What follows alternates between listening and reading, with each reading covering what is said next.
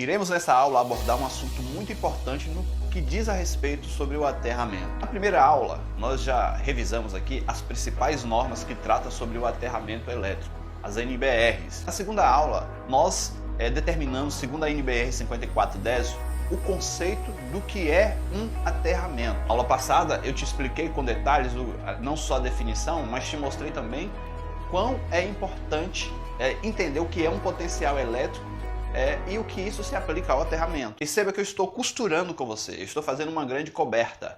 Estou indo de passo a passo até chegarmos à nossa aula prática. Hoje eu quero falar com você sobre a resistência elétrica. Quero que você preste bastante atenção nesse conteúdo, pois este conteúdo norteará daqui para frente a questão do aterramento. É de suma importância você entender o que é uma resistência elétrica. É tão importante você entender, eu vou até contar uma experiência particular minha. Eu particularmente já trabalhei para uma das filiais da empresa BR para simplesmente fazer um relatório e medir a resistência dos aterramentos do lugar. Pois é um lugar que trabalha com alta periculosidade, com combustível, com SPDA, e anualmente eles precisavam de um relatório com a medida das resistências do aterramento.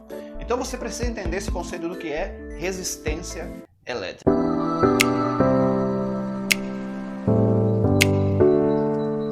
Vamos na lata. Resistência é a oposição à passagem da corrente elétrica. Se você não viu a aula passada, é importante você ver para você entender essa parte do conhecimento. Na aula passada nós traçamos muito bem isso. Nós traçamos ali um gerador, uma pilha, fizemos ali o estudo de um circuito elétrico, como é que os elétrons passam de um potencial negativo para um potencial positivo. Então você precisa entender a partir daqui. Entenda isso, querido aluno. Quando a eletricidade está passando por um condutor, por um caminho, por um circuito, o que acontece? Existe o que nós chamamos de resistência à passagem dos elétrons, resistência à passagem da corrente elétrica. E o que provoca essa resistência do elétron?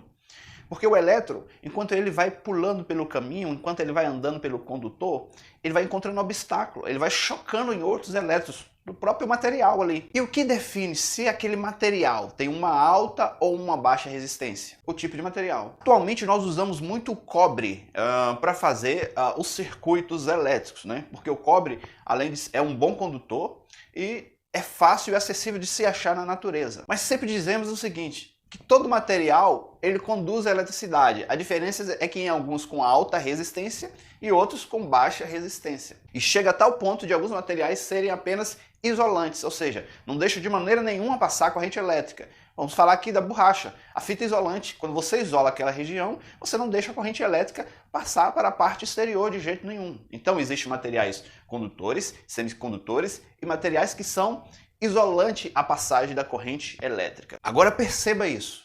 Enquanto os elétrons estão passando dentro de um circuito, dentro de um condutor, vamos dizer assim, ele pode encontrar essa oposição. E na hora que ele encontra ali a resistência, o que acontece naquela região? Começa a haver um aquecimento. Eu quero que você estude, inclusive, a lei de Joule. Há ali um aquecimento, porque onde ele passa com dificuldade, ele vai aquecer. Em alguns materiais, isso é positivo. Por exemplo, vou citar para você o chuveiro elétrico.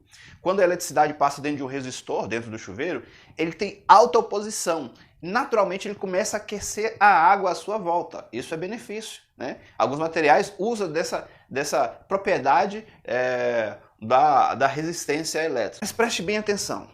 Em algumas outras situações, a resistência elétrica é um perigo. É problemático. Você não pode ter, porque ela vai acabar gerando derretimento dos condutores, provocando curto, e muitas vezes é pela resistência elétrica que nós temos os incêndios no Brasil. No concernente ao aterramento elétrico, a resistência também é importante. Como eu já disse, eu já trabalhei numa terceirizada da empresa BR para fazer ali a medição do aterramento.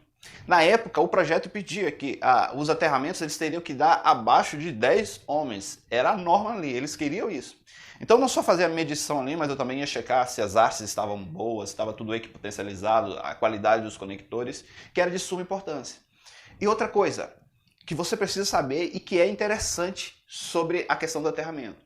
Eu não posso usar qualquer material para servir de aterramento. Por exemplo, vou mostrar também aqui para você uma foto. Em um dos condomínios que eu fui trabalhar, encontrei lá essa belezura. Botaram lá um ferro propriamente dito como arte de aterramento. O ferro ele conduz, mas ele tem alta resistência à passagem elétrica. A propósito, eu não sei se você sabe, muitas pessoas acham que aquelas artes ali de cobre que usamos, ela é totalmente cobre. Não, ela é arte cobreada, tem uma espécie de ferro, dentro dela é apenas um cobre por fora. E o mais importante ainda você saber desse assunto. Existem solos que são bons condutores, que não fazem oposição à passagem da corrente elétrica. Existem solos que têm alta resistência à eletricidade.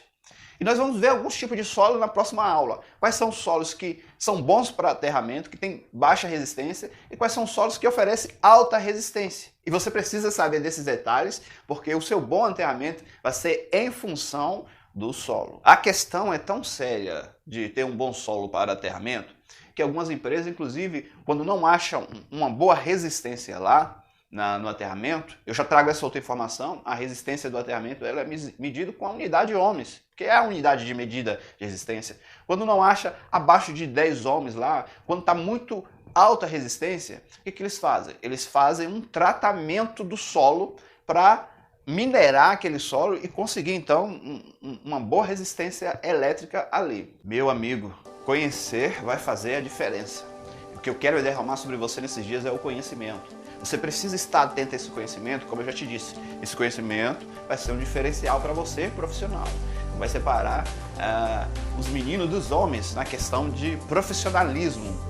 Então, preste atenção na próxima aula, que na próxima aula nós vamos abordar quais são os solos bons para aterramento e quais são os maus solos.